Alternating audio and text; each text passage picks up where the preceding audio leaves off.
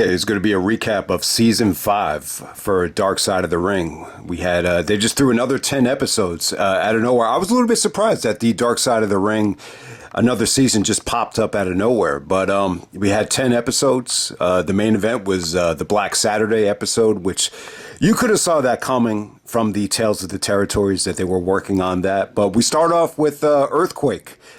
This was the first episode, The Ballad of Earthquake, John Tenta.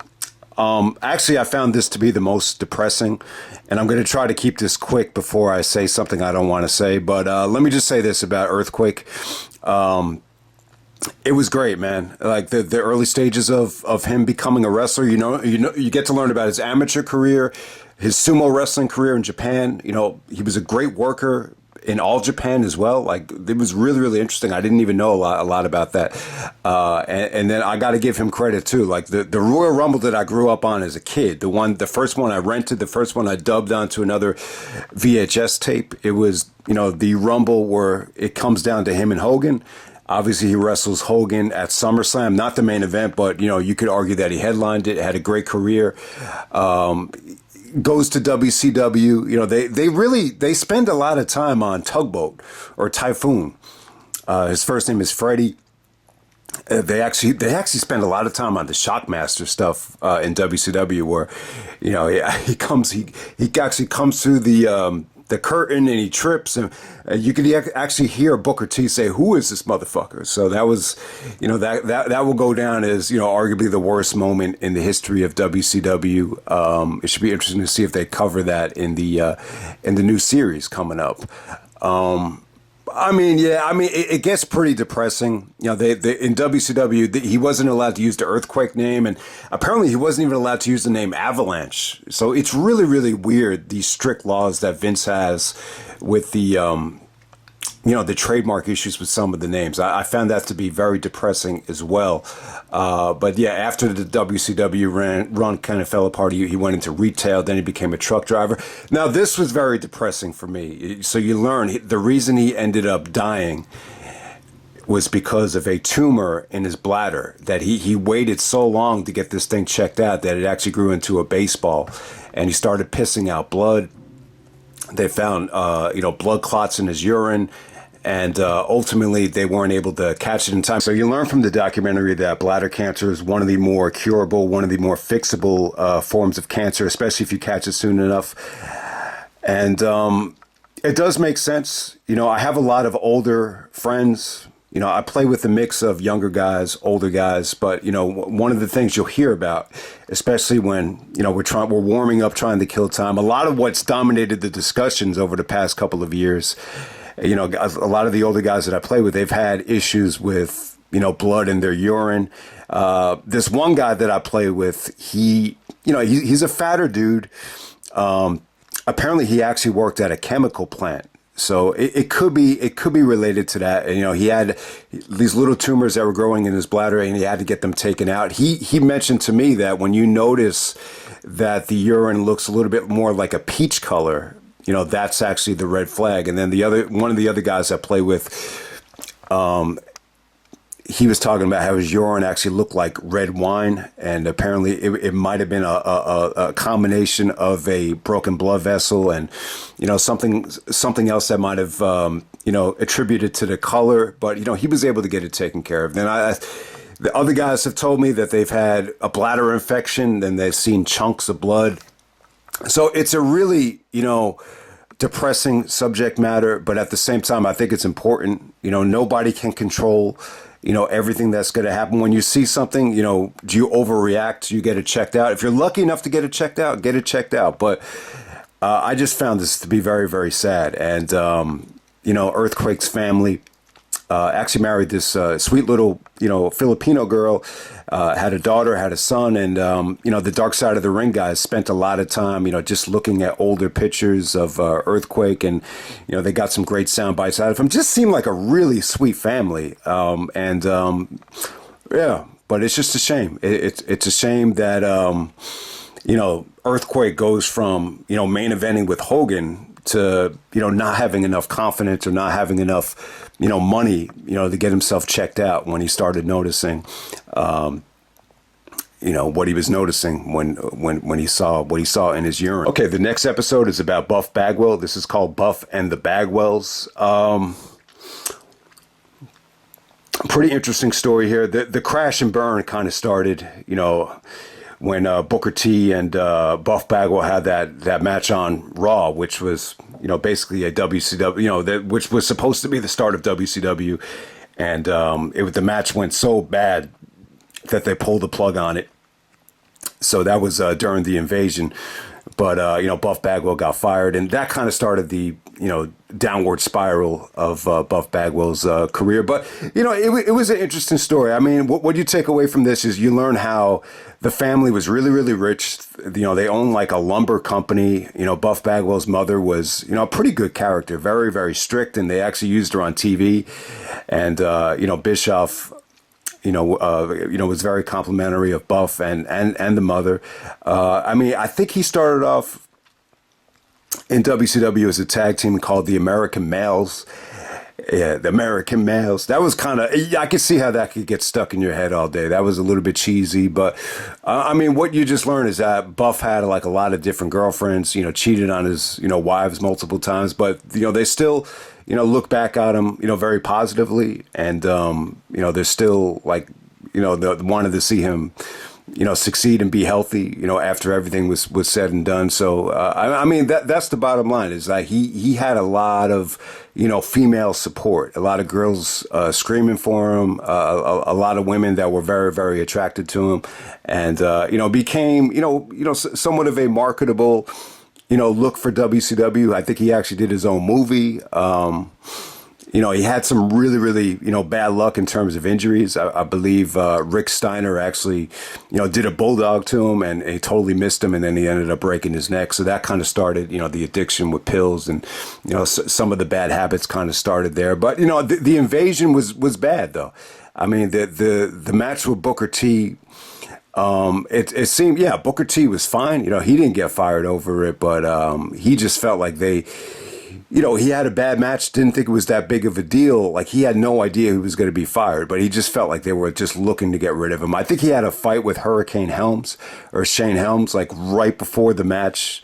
So that might have something to do with it. And just the negative perception of the match. That's one of the most negatively perceived matches I could ever remember. And a lot of people just think of that match and automatically just assume, oh, the invasion sucked. Like, they were actually, I think the plan was just to bring WCW back at that time, but it went so bad that they totally just nixed the idea of even bringing it back. I just think it sucked. I think the idea of having WCW announcers and the presentation, it just wasn't meant to be. Buff Bagwell and the invasion, it just, for whatever reason, it just wasn't meant to be. And then, from there, you learn about how many times he gets divorced. Then he ends up doing like softcore porn.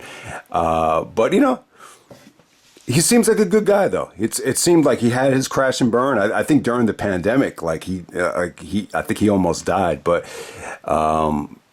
based on what they show here, it seems like he's a really good guy and was able to mend fences. Okay, the Terry Gordy episode, the final flight of the Freebird. This was really good. This is one of my favorite episodes. And, we've seen Terry Gordy. The most recent, I think we've talked about him, was when he was the Executioner, working with The Undertaker. He screwed The Undertaker and Buried Alive 96. That's probably like, the most famous, WWE thing I think he did.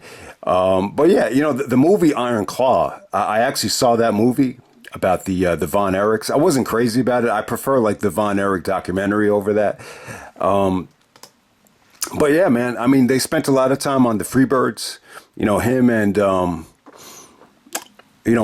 Michael Hayes were in the Freebirds. And they just really did a good job of illustrating how, they were like the first, like really, really cool bad guys. They would drink all night and they were just a perfect, counter to the Von Erichs, because the Von Erichs were really, the girls loved the Von Erichs, and it just became cool to cheer the Freebirds. That was in World Clash, and Cornette was saying that for 2 years, like they drew a shitload of money, like they were red hot for 2 years before all the backstage stuff started to spiral out of control with both factions. And then what really was interesting here is, They really went into depth about his, Japanese career, how he wrestled a classic with Misawa in '91, tagging up with Dr. Death Steve Williams in WCW. I think they even did like a tag team tournament at Great American Bash of '92. So really, Foley, Cornette, all these guys did a good job of illustrating just how great of a worker Terry Gordy was. And then I think he had an overdose on an airplane going back and forth from Japan. And ever since then, his cognitive state just declined.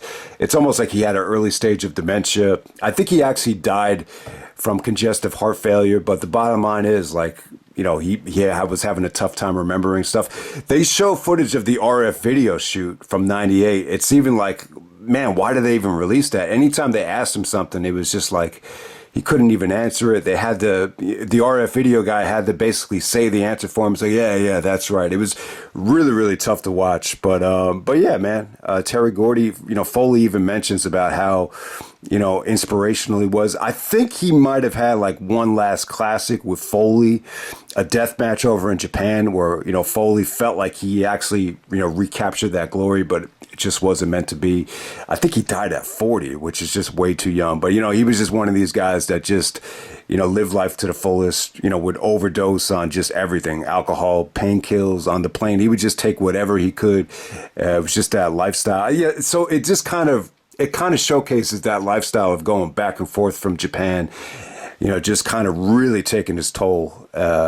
And then when you combine it with, what he was doing in the territories, it's just probably just a bad combination. But it was cool, man. Terry Gordy.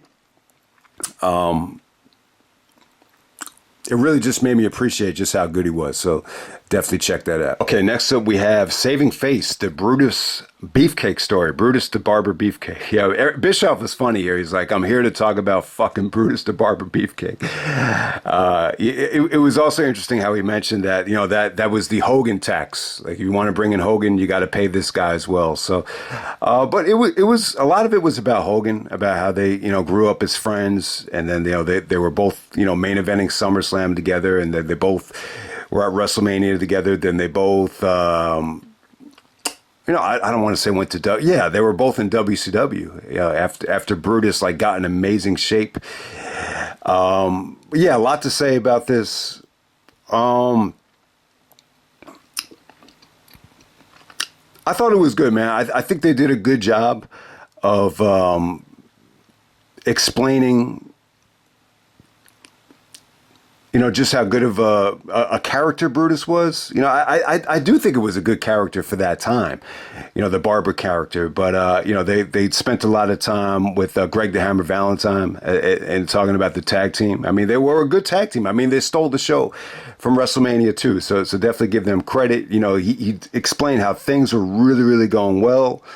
How he had the great match with Mr. Perfect at WrestleMania 6. And then things just kind of fell apart after that. I think he had a parasailing accident, and some woman's knees went into his face, and he had to have his whole face reconstructed.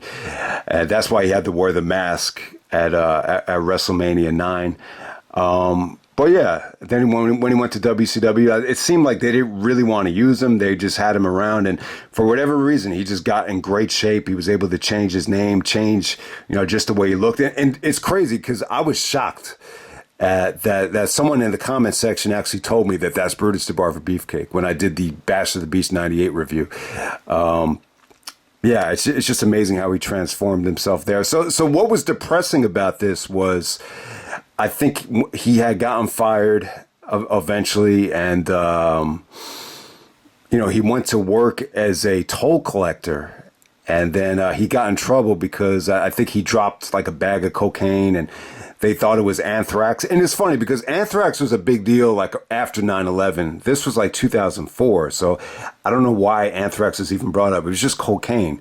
But he ended up getting fired over it, and he was actually happy. He said the only reason he took the job was to take care of his daughter, but he said he was so miserable that he was actually relieved, that he got fired. But, it made a lot of headlines, and it got a lot of negative publicity. And but yeah, I mean, it seems like he had these really hot women that just kind of threw themselves at him. So he was actually married a couple of times. The wife that's with him now, she's got like these huge tits. I mean, I'm sure you've seen her on a Dark Side of the Ring, but apparently she was kind of like a pain in the ass to Hogan, and that's one of the reasons why Hogan, wanted to kind of, cut Brutus off. But, he still inducted him into the Hall of Fame. But I guess the relationship isn't that good now because she felt like Hogan was trying to take advantage of him. Like whatever they were paying, Brutus for some of these appearances just wasn't up to, what he should be getting. So it seems like it was over money. But, the bottom line is Brutus and Hogan, this is probably like Hogan's best friend in the business. So, I think he had a good gimmick, a good look. Apparently, he was like really upset that he had to be the barber at first, but I thought he made it work. When I was a kid, I thought he really did stand out as one of the more, unique gimmicks that I think they had. Okay, next up we have Harley Race, the life and legends of Harley Race. So, I mean, it was pretty good. I mean, they just did a good job of explaining how tough Harley Race was. That he was a tough guy, no nonsense, didn't want to expose the business. But then ultimately he did what was against the grain. He did like a shoot interview just exposing the secrets of the business. And then Cornette had a funny take on it. He basically said, normally, you would get destroyed for doing that. But the guy that would have destroyed you is the guy actually giving away the secrets of the business. But, you just learn how much, financial, hardships that Harley Race was in towards the end of this thing. But I mean, it was a pretty good story on Harley Race here. I mean, trying to think of the most interesting part of it. I would just say the NWA title. I mean, he really was like the face of the NWA, in the 70s going into the mid 80s. You just learn about the travel schedule. He would wrestle like these hour-long matches without, doing any rehearsing or talking about the matches. I just don't think some of those matches have aged well. I'm not really a huge Harley Race guy. I'm not a big fan of the match with Flair from Starrcade. When I first saw it, I was like, wow. Like this feels like it's the 60s or the 70s in terms of it being like slow paced. But, Starrcade 83 was a huge night for wrestling. Apparently Vince was, I guess this is the most interesting part. Vince was trying to, buy him out and get him to, not drop the title to Flair. This was in the midst of Vince trying to take over the territories. And I think Vince tried to take it. They actually got into a fight and, so that was pretty interesting there. I think there was a situation too, before Harley Race started really getting famous where him and his wife, I think his pregnant wife actually died in a car crash and he almost had to get his leg amputated and that would have totally just destroyed his career. But, Cornette, said that, one of the doctors came in and said, this is unnecessary. We don't need to amputate the leg. And that's what kind of saved his, career. You got this great career from Harley Race. Eventually, he couldn't turn down the money from Vince and, took the money. There was an interesting story about Hogan, too. Like, apparently Hogan was going to come into Kansas City. He's from Kansas City.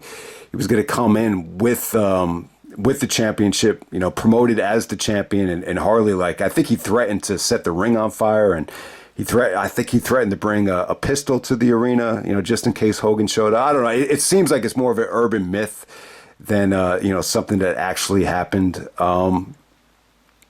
But yeah, I mean, they showed the decline of Harley, as he gets older to WCW. But, I think what's the more underrated thing, I think especially for, a lot of the audience here is the ties to pro wrestling. No, I remember, they show pictures of the wrestling school. They show pictures of him and Kambashi hanging out. And then there's a picture, too, of Morishima with the ROH title. I do remember that part of the reasons why Ring of Honor was able to have access to a lot of the Pro Wrestling Noah talent, I think was because of Harley Race, which I love. I love anytime Pro Wrestling Noah came over to Ring of Honor.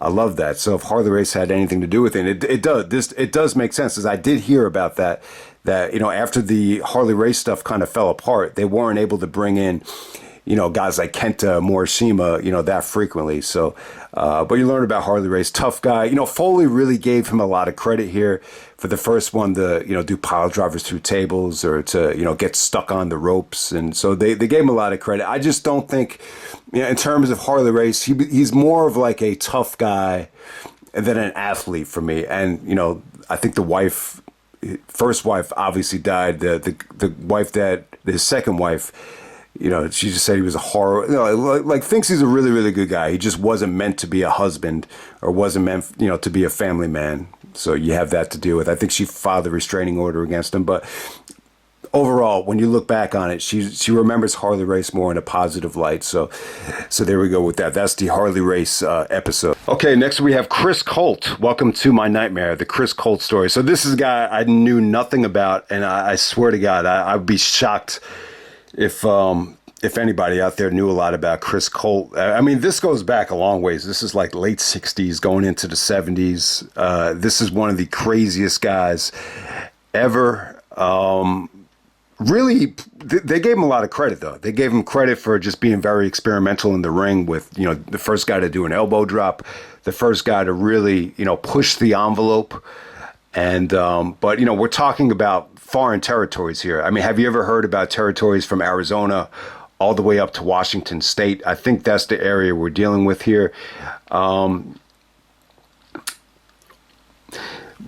I think what really stood out about this Chris Colt guy is just how crazy he was. I believe he was actually a gay wrestler, bisexual. He just wanted to drink as much as possible, have as much sex as possible.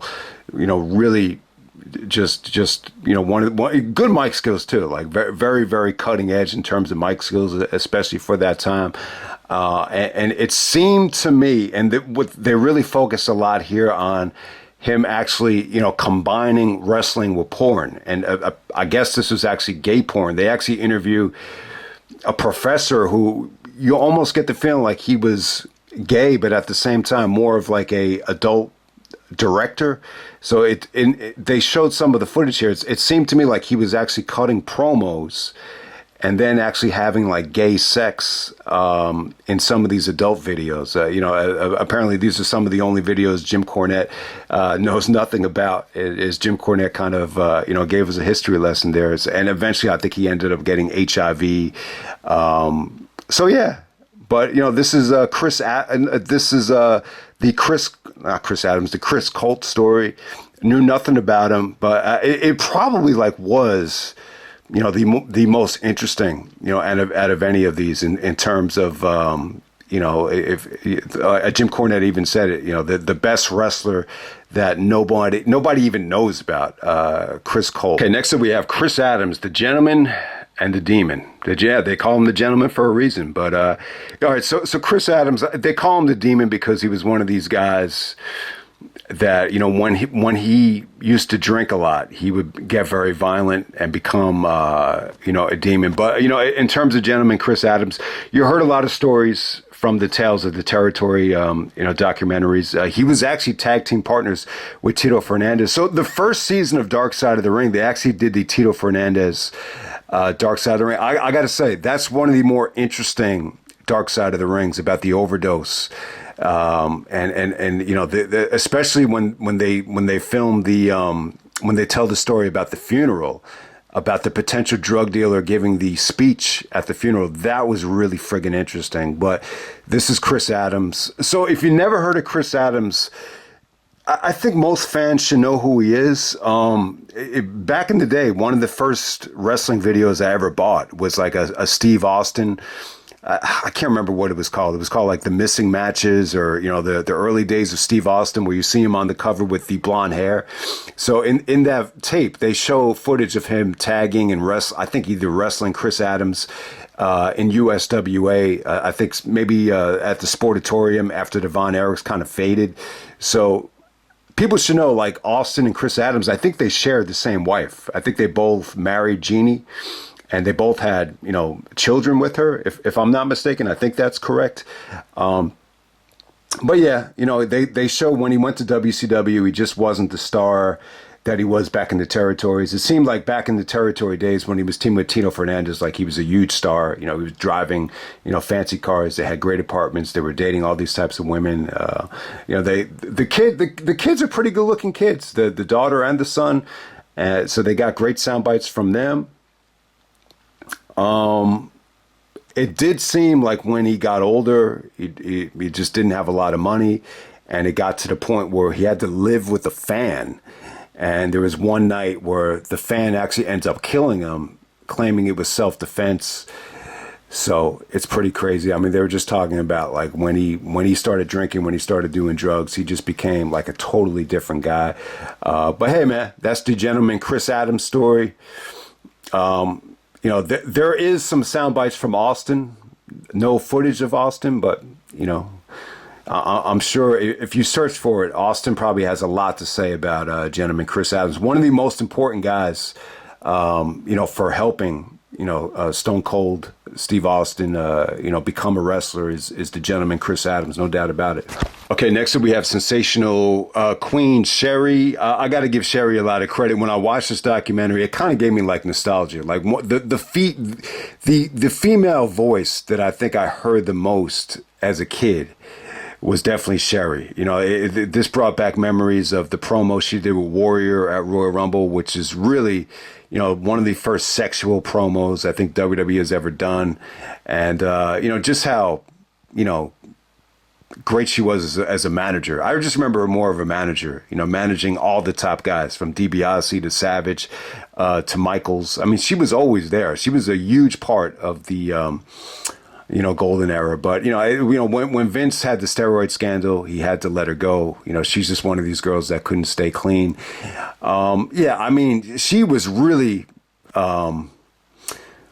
erratic, Sherri. Like, she definitely had an erratic personality. The family situation was really, really weird, though. This is very unorthodox for the female to actually be the one to leave and have the father take care of the son. It was just really, really, really, really weird.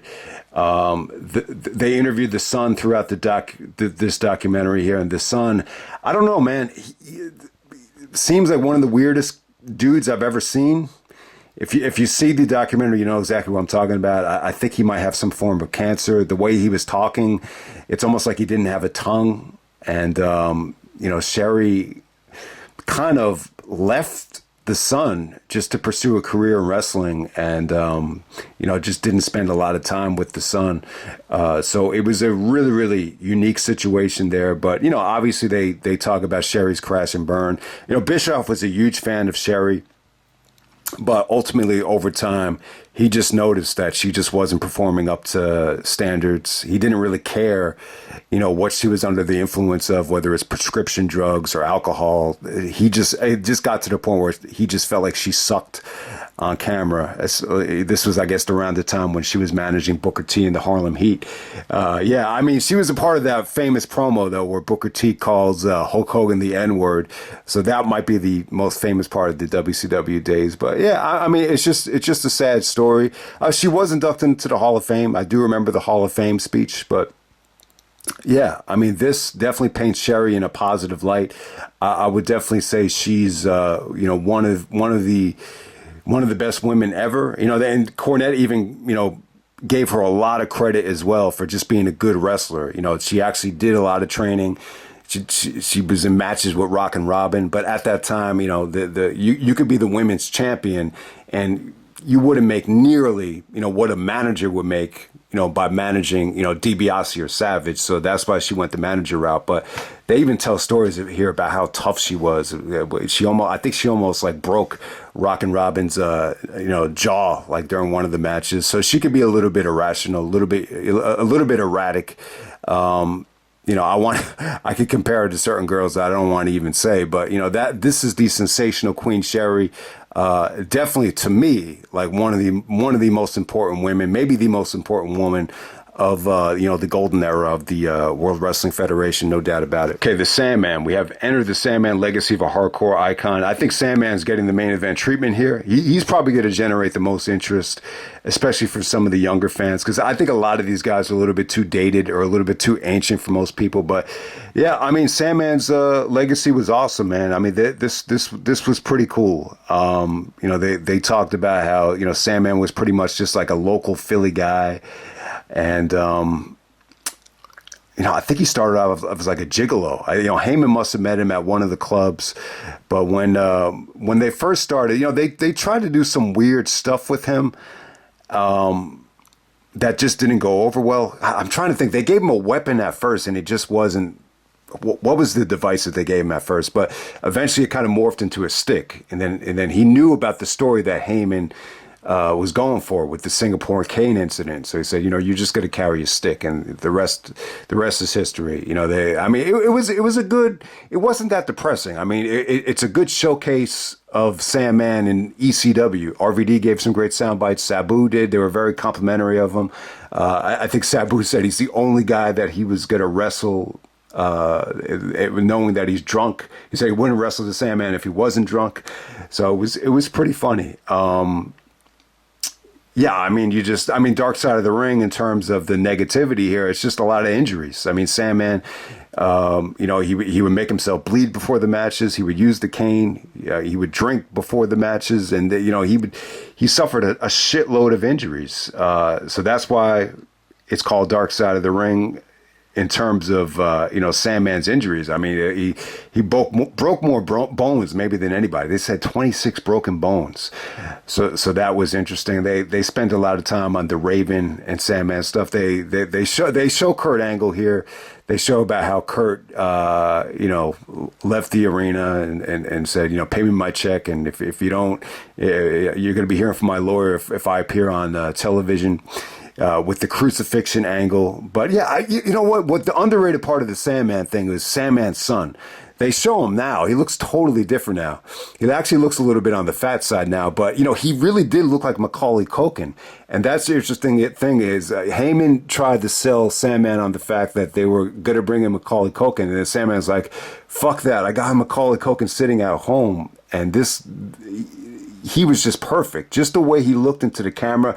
It almost reminded you of Macaulay Culkin from The Good Son. The way he would, do those evil stares into the camera. So he worked really well in that storyline with Raven, the Sandman's son. But I think, the wife was saying that over time it just got too much, for a kid to be in that type of environment. So I could definitely see that. And they talk about how Sandman used to pick his kid up from school and have all these lacerations all over his face. And the teachers would give him like dirty looks. So that was really, really interesting. When he goes to WCW, though, like he went to WCW for 5 times the amount of money. I think he wrestled as Hack. And they said that he started taking steroids, which is funny because he never worked out. It'd be interesting to know how much weight training he did, because I heard that you can't get big from the steroids unless you work out. It's like you can't take steroids, watch the Cartoon Network, and look like The Rock. That's a quote from my health teacher, Mr. Gualtieri, from high school. But yeah, he looked huge in WCW. But the side effect was he would come home and.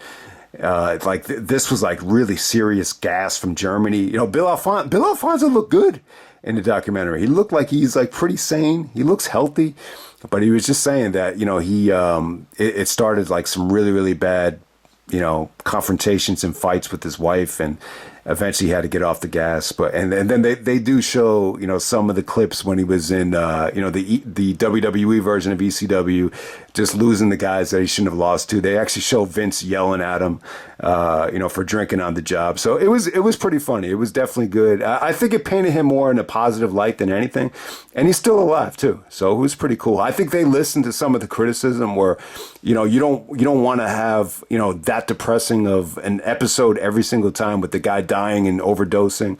So they kind of put a positive spin on the Sandman's, more than anybody, because he deserves a shitload of credit. I think he was awesome, especially for that time. There's nobody that really epitomizes the alternative to what was going on in wrestling, I think, more than the Sandman in the 90s. Okay, the final episode, it's Black Saturday, the rise of Vince. Vince screws everything around me. Shane get the money. Black Saturday. Here we go, man. Okay, so we saw this coming for years. We finally got to see it. It's really, really interesting. It's almost like Vince... you know, he lives and dies for these television spots, and you even see. I think the closest thing you could compare this to that happened recently that everybody knows about was what he did with ECW. It's almost like he fooled everybody into thinking that he wanted to bring ECW back, you know, to cater to the ECW audience, but ultimately he just wanted to kind of, you know, use it as a third brand, or, you know, eventually he wanted to morph it into a 2-hour, you know, television spot. And we see it as NXT today. So, in some ways, you know, that's exactly what Vince did with Black Saturday. So this was actually, Georgia Championship Wrestling. Cornette was funny as hell here. It's just amazing how passionate Cornette is about these, you know, territorial days. You know, even these guys that we don't even know about, like Cornette, is able to kind of, you know, add a lot of color to them. He said this. He said, "Hell hath no fury like Barnett's scorn." And he's talking about Jim Barnett. And, you know, Barnett is really the guy that kind of made the deal with Vince to sell him this time slot. Apparently he was like a gay guy, but he was really like a politician. Like he was like a political guy that was into wrestling, which, you know, they said was rare.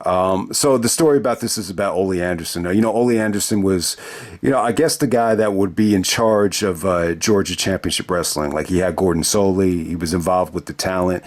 And then, you know, ultimately, you know, he noticed, I think he had a falling out with Barnett, Ole Anderson. And then he noticed, like these weird things were happening. Like there was like all these like drug busts and, you know, guys were getting in trouble.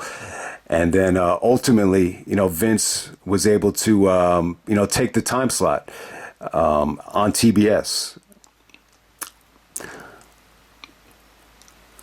And it seems to me like when you look back at this, like during the Tales from the Territories, it almost felt like he was bringing, you know, the WWF brand to the South. Here, when you watch this back, it almost feels like Vince is just putting footage of the WWF travel schedule on TBS. And it's not what the fans wanted. They're used to seeing Gordon Soley. They're used to seeing, you know, that style from Georgia Championship Wrestling, Tommy Rich, Bud Sawyer, you know, stuff like that.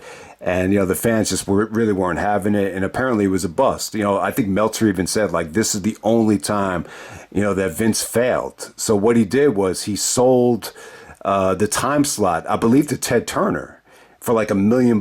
And then he used the money to kind of finance WrestleMania. And then the rest is history. And it really wasn't until WrestleMania where, you know, the promotion became national. That's where he's able to buy out some of the guys from the territories. But it was cool. I mean, it really just kind of paints this picture of Vince and just being, you know, ruthless, you know, just doing anything he can. Like he loves, you know, these time slots and these spots on cable television. And they said, you know, that Vince really killed the territories, or, you know, they asked Meltzer about it. And Meltzer just said, yeah, I mean, this is what killed the territories, but it's not really Vince. It's just cable television. If Vince didn't do this now, it would have been Vern Gagne. It would have been somebody else, but, you know, they just wouldn't have done it as well as Vince in terms of, you know, trying to cater it to a, you know, mainstream audience. So yeah, this is Black Saturday. It was cool to see. I mean, it's mainly about Ole Anderson and, you know, Barnett, you know, more than anything. But Vince, you know, there is some stories here of, you know, Vince getting physical, you know, I think with, you know, Ole Anderson as well. But, yeah, that was Black Saturday, and I'll just end it there, man. That's Dark Side of the Ring. Very, very historical, you know, season. I could totally understand if some of this is a little bit dated for some people, but I think it's worth checking out. So hope you guys enjoyed the video, and I'll see you next time.